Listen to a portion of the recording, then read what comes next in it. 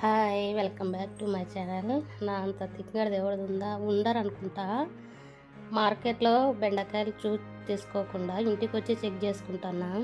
లేత బెండకాయల ముదురు బెండకాయలు అని అది పక్కన పెడితే ఇంకా బెండకాయలు పులుసు చేస్తాను. ఇక్కడ బెండకాయలు సన్నగా దొరుకుని కొంచెం ఆయిల్ వేసి బాండీలో ముందుగా వేయించుతాను. ఇవి బాగా వేగిన తర్వాత దీనికి కావాల్సినవి జీలకర్ర కరివేపాకు కూడా కొంచెం వేయించుకోవాలా. జీలకర్ర కరివేపాకు వేయించుకొని బెండకాయలు కూడా వేయించుకున్నా. జీలకర్ర కరివేపాకు వేయించుకున్నా చూడండి, అక్కడ పెట్టిన కొబ్బరి, తెల్లగడ్డ, ఎర్రగడ్డ, పసుపు పొడి, ధనియాల పొడి, కారం పొడి ఇవన్నీ మిక్సీ పెట్టేసుకుందాము.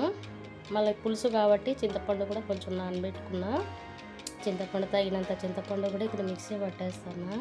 మా ఆయనతో ఉంటాను, మార్కెట్లో చూసి తేకుండా బెండకాయలు ఇంటికి వచ్చి చూసుకుంటున్నాము మనము అని. ఇక్కడ కరివేపాకు, ఎర్రగడ్డ, తెల్లగడ్డ అన్నీ తర్వాత మామూలు వేసినవన్నీ తర్వాత వేసేస్తాను. నచ్చితే లైక్ సబ్స్క్రైబ్ చేయండి, సపోర్ట్ చేయండి. ఇక్కడ ముందుగా ఆడించిన మసాలా అంతా బాగా వేగినాక చిన్న టమాటో ఒకటి పులుసు కాబట్టి ఒక చిన్న టమాటా కూడా కోసేసిన, పెద్ద ఉప్పులు మాదిరిగా కోసేసిన. ఇది బాగా వేగినాక వేయించుకున్న బెండకాయలు కూడా ఇందులోనే వేసేయాల. వేయించుకున్న బెండకాయలు చూడండి, ఆ విధంగా వేయించుకున్న బెండకాయలు, లేదంటే బంకడ ఉంటాయి కదా.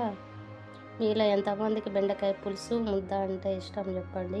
నేనైతే ఈరోజు బెండకాయ పులుసు ముద్ద చేసిన, బాగుంటుంది. చల్లటి వాతావరణానికి వర్షం భలే పడుతుంది కదా, చల్లటి వాతావరణానికి బాగుంది ముద్ద బెండకాయ పులుసు. చూడండి ఈ విధంగా పులుసు కూడా పోసేసిన, ముందే నానబెట్టుకున్న చింతపండు పులుసు కూడా పోసేసిన. ఇంకా తగినంత ఉప్పు వేసేసి మూత పెట్టేసి 15 నిమిషాలు ఉడకనిచ్చేది.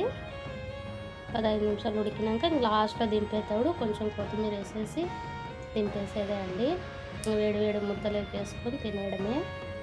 వేడి వేడి ముద్ద చేసిన ముద్దను బెండకాయల పులుసు సూపర్ ఉంది, భలే ఉంది. మీలో ఎంతమందికి ఇష్టం ముద్ద బెండకాయల పులుసు అంటే నాకు కామెంట్స్ చెప్పండి. ముద్ద బెండకాయల పులుసు చూడండి బాగా ఉడుకుతాను. ఇప్పుడు కొత్తిమీర కూడా వేసేస్తున్నా. ఇంకా మూత పెట్టేసి ఆఫ్ చేసేది. ఆ ఆవిరికి కొత్తిమీర కూడా పచ్చివాసన